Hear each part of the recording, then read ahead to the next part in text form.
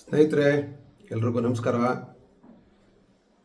ಮೈಸೂರು ನಮ್ಮ ರಾಜ್ಯದ ಸಾಂಸ್ಕೃತಿಕ ನಗರ ಮೈಸೂರಲ್ಲಿ ನಿಮಗೆಲ್ಲ ಗೊತ್ತು. ಮೊನ್ನೆ ರಾತ್ರಿ ಕಲ್ಲು ತೂರಾಟ, ಅದು ಎಲ್ಲಿ? ಪೊಲೀಸ್ ಸ್ಟೇಷನ್ ಮೇಲೆ, ಪೊಲೀಸರ ಮೇಲೆ, ಎಲ್ಲ ಪೊಲೀಸರು, ಎಲ್ಲ ಆಫೀಸರು, ಎಲ್ಲರ ಮೇಲೂ ಕೂಡ. ಸ್ನೇಹಿತರೆ, ನಾನು ನೋಡ್ದಂಗೆ, ನೀವು ನೋಡ್ದಂಗೆ ಸಿನಿಮಾಗಳಲ್ಲಿ ನೋಡ್ತಾ ಇದ್ದು ಪೊಲೀಸ್ಗೆ ಫೈಟಿಂಗು, ಪೊಲೀಸ್ನ ಹೊಡೆಯೋದು ಬಡಿಯೋದು ಎಲ್ಲ. ಹೀರೋನೋ ವಿಲನೋ ಯಾರೋ ಹೊಡೆದಾಡ್ತಾ ಇದ್ರು. ಇನ್ನು ಕೆಲವು ದಿನ ಕಾಯ್ತಾ ಇರಿ, ರಿಯಲ್ ಆಗಿ ಒಬ್ಬೊಬ್ಬ ಪೊಲೀಸ್ನೂ ಕೂಡ ಯಾರು ಮೊನ್ನೆ ಗಲಾಟೆ ಮಾಡಿದ್ರು ಅವರೆಲ್ಲರೂ ಹಿಡ್ಕೊಂಡು ಅವ್ರಿಗೆ ಸರಿಯಾಗಿ ರೋಡಲ್ಲೇ ಬಾರಿಸೋ ಕಾರ್ಯಕ್ರಮಗಳು ನೋಡ್ಬೋದು. ಯಾಕೆ ಅಂತಂದರೆ, ಮೊದಲನೇದಾಗಿ ನಿಜವಾಗ್ಲೂ ಇಡೀ ದೇಶದಲ್ಲಿ ನಾನು ಎಲ್ಲ ವಿಡಿಯೋಗಳಲ್ಲೂ ನಾನು ಈ ವಿಚಾರ ಬಂದಾಗ ಹೇಳಿದ್ದೀನಿ, ದೇಶದಲ್ಲಿ ಒಂದೇ ಒಂದು ಡ್ರೆಸ್ಗೆ ಭಯ ಪಡೋದು, ಅದು ಕಾಕಿ ಪೊಲೀಸ್ಗೆ. ಇವತ್ತು ಕಾಕಿ ಪೊಲೀಸ್ ಅವ್ರನ್ನ ಕಂಡ್ರೇ ಭಯ ಇಲ್ಲ. ಪೊಲೀಸ್ ಅವ್ರನ್ನೇ ಹಿಡ್ಕೊಂಡು ಇವತ್ತು ಮಾರಾಮಾರಿ ಕಲ್ಲು ತೂರ್ತಾರೆ ಅವ್ರ ಕಾರ್ ಮೇಲೆ, ಅವರ ಫುಲ್ ಗಾಡಿ ಆಗಲಿ ಅವ್ರನ್ನಾಗಲಿ ಹೊಡೆದು ಹಿಪ್ಪೆ ಮಾಡ್ತಾರೆ ಅನ್ನೋಷ್ಟರ ಮಟ್ಟಿಗೆ ಗಟ್ಟಿಯಾಗಿದ್ದಾರೆ ಅಂತಂದರೆ, ಇನ್ನು ಮುಂದಿನ ದಿನಗಳಲ್ಲಿ ಅದು ನಿಜವಾಗ್ಲೂ ಆಗೋಗುತ್ತೆ. ಬಡದಾಟ ಪೊಲೀಸವ್ರಿಗೆ ರೋಡಲ್ಲಿ ಆಗಿ. ಯಾಕಂದರೆ ಸೋಷಿಯಲ್ ಮೀಡಿಯಾ ಭಾರಿ ಸ್ಟ್ರಾಂಗ್ ಇರೋದ್ರಿಂದ ನಾವು ಕೂಡ ಆದಷ್ಟು ಬೇಗ ನೋಡ್ತೀವಿ. ಆದರೆ ಭಗವಂತನ ಕೇಳ್ಕೊಳ್ಳೋದೇನಪ್ಪ ಅಂದರೆ, ಇಡೀ ಪ್ರಪಂಚನ ಒಂದು ಹೆದರಿಕೆ ಭಯದಲ್ಲಿ ಇಡೋಕ್ಕಾಗುವಂಥದ್ದು ಕೋರ್ಟ್ ಆದರೂ ಕೂಡ ಅದು ಪೊಲೀಸರೇ. ಸೊ ಹಾಗಾಗಿ ಪೊಲೀಸರ ನಾನು ಪರವಾಗಿ ಮಾತಾಡಲೋ ವಿರುದ್ಧವಾಗಿ ಮಾತಾಡಲೋ ಗೊತ್ತಿಲ್ಲ. ಆದರೆ ಕೆಲವು ಪೊಲೀಸರುಗಳು ದಯವಿಟ್ಟು ಈ ನೀಚವಾಗಿ ಕೆಲಸ ಮಾಡ್ತಾ ಇರ್ತಕ್ಕಂಥ ಈ ಸರ್ಕಾರದ ಕೆಲವು ಹೇಡಿಗಳು, ಅದರಲ್ಲಿ ಒಬ್ಬರು ಲಕ್ಷ್ಮಣ್ ಅವರದು ಸ್ಪೋಕ್ಸ್ ಪರ್ಸನ್ನು, ಜೊತೆಗೆ ರಾಜಣ್ಣ ಮಿನಿಸ್ಟ್ರು, ಇನ್ನೊಬ್ಬರು ನಮ್ಮ ರಾಜ್ಯದ ಗೃಹ ಇಲಾಖೆಯ ಗೃಹ ಮಂತ್ರಿಗಳು. ನೋಡಿ, ಎಷ್ಟು ಒಂದು ಸಿಲ್ಲಿ ಆಗಿ ಅವರು ಅದನ್ನು ಕನ್ಸಿಡರ್ ಮಾಡ್ತಾರೆ. ಆ ಗಲಾಟೆ ಆಗಿ ಅದು ಏನು ಬೇಕಾದ್ರೂ ಆಗಿರಲಿ ಸ್ವಾಮಿ, ಅವನು ಇನ್ನೊಬ್ಬನ ಕೊಲೆನೇ ಮಾಡಿರಲಿ. ಆ ಕೊಲೆ ಮಾಡಿದ್ರೆ ನೆಕ್ಸ್ಟ್ ಅದಕ್ಕೆ ಪೊಲೀಸ್ ಇದ್ದಾರೆ, ಕೋರ್ಟ್ ಇದೆ, ತನಿಖೆ ಆಗುತ್ತೆ, ಶಿಕ್ಷೆ ಆಗುತ್ತೆ. ಇದಕ್ಕೆ ತಾನೇ ಇರೋದು ಕೋರ್ಟ್ಗಳೆಲ್ಲ. 99% ಮುಸಲ್ಮಾನರಿದ್ದಾರೆ. ಆ ಮುಸಲ್ಮಾನರು ಇರೋ ಜಾಗದಲ್ಲಿ ಈ ಸುರೇಶ್ ಅನ್ನೋನ್ನ ಏನಕ್ಕೋಸ್ಕರ ಅಲ್ಲಿ ಬಂಧಿಸಬೇಕಾಗಿತ್ತು ಅಂತ. ರಾಜಣ್ಣವರೇ, ನಿಮಗೆ ಕಾಮನ್ ಸೆನ್ಸ್ ಇದೆಯೇನ್ರಿ? ನೀವು ಪೊಲೀಸ್ ಬಗ್ಗೆ ಹೇಳ್ತಾರೆ ಪೊಲೀಸ್ ಬಗ್ಗೆ ಕಾಮನ್ ಸೆನ್ಸ್ ಅಲ್ಲ, ಪೊಲೀಸ್ ಅವ್ರಿಗೆ ಕಾಮನ್ ಸೆನ್ಸು ಎಲ್ಲವೂ ಇದೆ.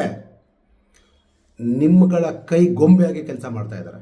ಅದಕ್ಕೋಸ್ಕರ ಪಾಪ ಅವರು ಸೆನ್ಸ್ ಕಳ್ಕೊಂಡಿದ್ದಾರೆ. ನೀವು ಹೇಳ್ತೀರಿ ಅವ್ರಿಗೆ ಕಾಮನ್ ಸೆನ್ಸ್ ಇಲ್ಲಾಂದ್ರೆ ಏನೂ ಆಗ್ತಿಲ್ಲ ಅಂತ.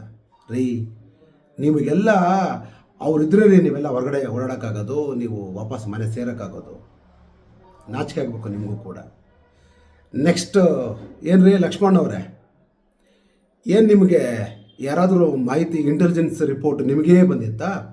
ಹಂಗಂದರೆ CM ಹತ್ರ ಇಂಟೆಲಿಜೆನ್ಸ್ ಇಲ್ಲ, ಕಂಪ್ಲೀಟ್ ಇಂಟೆಲಿಜೆನ್ಸ್ ಇರೋದೆಲ್ಲ ನಿಮಗೆ ಕೊಟ್ಟಿದ್ದಾರೆ. ನಿನ್ನ ಮೊಕ್ಕಕ್ಕೆ ಏನೋ ಹೇಳತ್ತೇನು? RSS ಅವರು, BJP ಅವರು 300 ಜನ ಬಂದುಬಿಟ್ಟು ಕಲ್ಲು ತೂರಾಟ ಮಾಡಿದ್ರಾ? ನಿನಗೆ ಮಾಹಿತಿ ಇದ್ದ ಮೇಲೆ ನೀನು ಮೊದಲೇ ಮಾಹಿತಿ ಕೊಡ್ಬೋದಾಗಿತ್ತಲ್ಲ ಪೊಲೀಸ್ ಅವ್ರಿಗೆ. ಈ ಗಲಾಟೆ ತಪ್ಪಿಸ್ಬೋದಾಗಿತ್ತಲ್ಲ. ಪಾಪ ಅವ್ರು ಯಾಕ್ರೆ ಪಾಪ ಅವ್ರನ್ನ ಇವತ್ತು ಪೇಪರ್ಲೆಲ್ಲ ಬಂದಿದೆಯಲ್ಲ, ಅವ್ರನ್ನ ಅವ್ರನ್ನ ಹಿಡಿದು ಅರೆಸ್ಟ್ ಮಾಡ್ತಾ ಇದ್ದೀವಿ ಅಂತ. ನಿನಗೆ ಅಷ್ಟು ಮಾಹಿತಿ ಇದ್ದ ಮೇಲೆ BJP ಅವರು, RSS, ನಿನ್ನ ಯೋಗ್ಯತೆಗೆ ನೀನು ಅವ್ರ ಹೆಸರಳಕ್ಕೂ ಯೋಗ್ಯತೆ ಇಲ್ಲ ನಿನಗೆ. RSS ಅವ್ರ ಬಗ್ಗೆ ನಿನಗೆ ನೀನು ತಪ್ಪಿಸ್ಕೊಳ್ಳೋಕ್ಕೆ ನಿನಗೆ ನಾಚಿಕೆ ಮಾಡೋದಿಲ್ಲ ಅಂತ ಹೇಳ್ಬಿಟ್ಟು ನೀನು RSS ಅವ್ರ ಬಗ್ಗೆ ಎತ್ತಾಗ್ತೀಯ. ನೀನು ಏನೆಲ್ಲ ಗುಗ್ಗುಗಳ ಒಪ್ಕೊಂಬಿಡಕ್ಕೆ ಹೇಳಿದ ತಕ್ಷಣ ಅಲ್ಲಿ ಒಬ್ಬನ ತೋರಿಸ್ಬಿಡಯ್ಯ. ನೀನು ಒಬ್ಬನೇ ತೋರಿಸ್ಬಿಡು.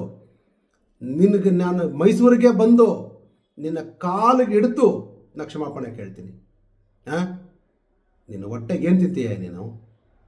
ನಿನಗೆ ಅಷ್ಟು ರಿಪೋರ್ಟ್ ಇತ್ತು ಅಂದರೆ ನೀನು ಮೊದಲೇ ರಿಪೋರ್ಟ್ ಕೊಡಬೇಕಾಗಿತ್ತು ನೀನು. ಇವತ್ತು RSS ಅವರೆಲ್ಲ ಬಂದುಬಿಟ್ಟಿದ್ದಾರೆ, ಈ ಥರ ಗಲಾಟೆ ಮಾಡೋಕೆ ರೆಡಿಯಾಗಿದ್ದಾರೆ ಅಂತ. ಯಾವುದಾದ್ರೂ ಒಂದು ಗಲಾಟೆ ತೋರಿಸಯ್ಯ. ರಾಷ್ಟ್ರೀಯ ಸ್ವಯಂ ಸೇವಕದವರು ಸೇವೆ ಮಾಡೋಕ್ಕಿರೋವಂಥದ್ದು. ನೀವು ಅಲ್ಲಿ ಗಲಾಟೆ ಮಾಡಿದ್ರಲ್ಲ, ಅವನು ಯಾವನೋ ಒಬ್ಬ ಹೇಳ್ತಾನೆ, ಮೌಲಿ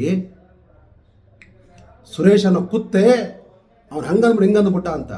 ಏಯ್ ಯಾಕ್ರಯ್ಯ, ಯಾಕೆ ನಿಮ್ಗಳಿಗೆ ಮಕ್ಕಳಿಗೆ ಬಂದವ್ರಿಗೆ ಓದೋಕ್ಕೆ ಬರೆಯೋಕ್ಕೆ ಕಲಿಸ್ಕೊಟ್ಟು ಮಸೀದಿಲಿ ಬಂದವ್ರಿಗೆ ನಮಾಜ್ ಮಾಡೋಕ್ಕೆ ಕೊಟ್ಟಿರೋದು ನಿಮ್ಗಳಿಗೆ ಗಲಾಟೆ ಹಬ್ಸಕ್ಕೆ ಇದ್ದೀರಾ ನೀವುಗಳೆಲ್ಲ? ನಿಮ್ಗೆ ನಾಚಿಕೆ ಆಗೋದು ಬೇಡವಾ? ನಮಗೂ ಕೂಡ ಮುಸಲ್ಮಾನರು ಭಾಳಷ್ಟು ಸ್ನೇಹಿತರಿದ್ದಾರೆ ಸ್ವಾಮಿ. ಅವರಿಗೆಲ್ಲ ಅವಮಾನ ಮಾಡಬೇಡ್ರಿ ನಿಮ್ಮೊಬ್ಬರಿಂದ ಮಾಡೋ ಕೆಲಸನ.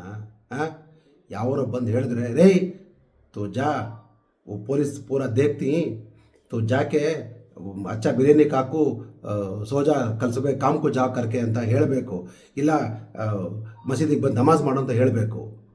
ಅದನ್ನು ಬಿಟ್ಟು ಏನಿನ್ನು ಆ ಥರ ನೀನು ಇದು ಒಂದು ಸ್ಟೇಟ್ಮೆಂಟ್ ಕೊಡೋದು? ಇದನ್ನು ನೋಡಿಕೊಂಡು ಆ ಪುಣ್ಯಾತ್ಮ ಅವನು ಯಾವ ನಿಜವಾಗ್ಲೂ ಅವಮಾನ.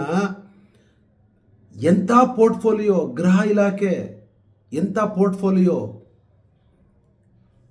ಅದು ಒಂದು ಆಕಸ್ಮಿಕ. ಅದು ಇವರು ಸ್ವಲ್ಪ ಕೋಪ್ರೇಟ್ ಮಾಡಿಬಿಟ್ಟಿದ್ದರೆ, ಅವ್ರನ್ನ ಒಪ್ಪಿಸ್ಬಿಟ್ಟಿದ್ದರೆ ಗಲಾಟೆ ಆಗ್ತಿತ್ತಿಲ್ಲ, ಕಲ್ ತೂರಾಟ ಆಗ್ತಿತ್ತಿಲ್ಲ ಅಂತ ಹೇಳ್ತಿರಲ್ಲ ಸ್ವಾಮಿ ನೀವು. ಡಾಕ್ಟರ್ ಪರಮೇಶ್ವರ್ ಜಿ ಅವರೇ, ರೀ ನಾಚಿಕೆ ಆಗಬೇಕು ರೀ. ನಿಜ, ರಾಜಕಾರಣ ಮಾಡಬೇಕು, ರಾಜಕೀಯ ಮಾಡಬೇಕು, ಅವ್ರನ್ನ ಓಲೈಸಬೇಕು, ಆದರೆ ಎಲ್ಲಿ ಅದಕ್ಕೊಂದು ಇತಿಮಿತಿ ಬೇಡವಾ? ಒಂದು ಲಿಮಿಟ್ ಬೇಡವಾ ಅದಕ್ಕೆ? ನಾಚಿಕೇಡು, ಸತ್ಯವಾಗಿ ನಾಚಿಕೇಡು, ನಿಜವಾಗ ನಾಚಿಕೇಡು. ನಿಮಗೆ ನಿಜವಾಗ್ಲೂ ಈ ಪಬ್ಲಿಕ್ಕು ಕೂಡ ಅರ್ಥ ಮಾಡ್ಕೋಬೇಕು. ನಿಮಗೆ ಓಟ್ ಹಾಕಿಬಿಟ್ಟು 2,000 ರೂಪಾಯಿ ಫ್ರೀ ಬಸ್ಸು, ಬಿಜಿಲಿ ಅಂದರೆ ಕರೆಂಟು, ಇದನ್ನೆಲ್ಲ ಫ್ರೀ ತಗೋತಾ ಇದ್ದಾರಲ್ಲ, ಇಷ್ಟರ ಮೇಲೆ CM ಅವರು, ಸನ್ಮಾನ್ಯ ಶ್ರೀ ಸಿದ್ದರಾಮಯ್ಯನವರು ಇನ್ವೆಸ್ಟ್ಮೆಂಟ್ ಮೀಟ್ ಕರಿತೀರ ಸ್ವಾಮಿ? ಅಲ್ಲಿ ಇಲ್ಲಿ ನಿಮಗೆ ಹುಬ್ಬಳ್ಳಿಲಿ ಪೊಲೀಸ್ ಸ್ಟೇಷನ್ ಗಲಾಟೆ, ಮೈಸೂರಲ್ಲಿ ಗಲಾಟೆ, DJ ಹಳ್ಳಿ KJ ಹಳ್ಳಿಲಿ ಗಲಾಟೆ, ಈ ಥರ ಎಲ್ಲ ಗಲಾಟೆ ಮಾಡ್ಕೊಂಡು ಬಂದರೆ ನಿಮಗೆ ಇನ್ವೆಸ್ಟರ್ ಬಂದು ಲಕ್ಷ ಕೋಟಿ ಇನ್ವೆಸ್ಟ್ ಮಾಡಿಬಿಡ್ತಾರ ಇಲ್ಲಿ ಕರ್ನಾಟಕ ರಾಜ್ಯದಲ್ಲಿ? ನೀವು ಕಾನೂನನ್ನ ಸುವ್ಯವಸ್ಥೆ ಕರೆಕ್ಟಾಗಿ ಮಾಡದೆ ಹೋದರೆ ಯಾವನೂ ಬಂದು ಇನ್ವೆಸ್ಟ್ ಮಾಡಲ್ಲ, ಯಾರೂ ಬಂದು ವ್ಯಾಪಾರಕ್ಕೆ ಮುಂದೆ ಬರಲ್ಲ. ನಾಚಿಕೆ ಆಗಬೇಕ್ರಿ ಕರ್ನಾಟಕ ರಾಜ್ಯ ಸರ್ಕಾರಕ್ಕೆ, ಸತ್ಯವಾಗಿ ನಾಚಿಕೆ ಆಗಬೇಕು. ನೀವು ಏನಕ್ಕೋಸ್ಕರ ಮಾಡ್ತಾ ಇದ್ದೀರೋ, ಇಲ್ಲ ಇನ್ನು ಮುಂದೆ ಕಾಂಗ್ರೆಸ್ ಪಕ್ಷಕ್ಕೆ ಯಾರು ಓಟೇ ಹಾಕಬಾರ್ದು, ಲಾಸ್ಟ್ಗೆ ಈ ಡಬ್ಬಕ್ಕೆ ಮಳೆ ಹೊಡಿತಾರಲ್ಲ, ಆ ಥರ ಏನಾದರೂ ನೀವುಗಳೆಲ್ಲ ಸೇರಿಕೊಂಡು ಮಳೆ ಹೊಡೆದ್ಬಿಟ್ಟು ಅದರ ಮುಚ್ಚಬೇಕು ಅಂದ್ಕೊಂಡಿದ್ದೀರಾ? ನೀವು ಅದನ್ನು ಮುಚ್ಚಕ್ಕೆ ಹೋಗ್ಬಿಟ್ಟು ಪಾಪ ನಾಗರಿಕರ ಜೀವನ ಹಾಳು ಮಾಡ್ತಾ ಇದ್ದೀರಲ್ಲ ಸ್ವಾಮಿ. ನಾಗರಿಕರನ್ನ ಒಂದು ಜೀವನಕ್ಕೆ ಕುತ್ತು ಬರೋ ಥರ ಕೆಲಸ ಮಾಡ್ತಾ ಇದ್ದೀರಲ್ಲ ಸ್ವಾಮಿಗಳೇ. ಯಾಕ್ರಿ ಇದು? ರೀ ಸತ್ಯವಾಗಿ ನಾಚಿಕೆ ಆಗಬೇಕು ನಿಮ್ಮ ಸರ್ಕಾರಕ್ಕೆ. ನಿಮ್ಮ ಜೀವನಕ್ಕೊಂಚೂರು ಬೆಂಕಿ ಆಗ್ತು.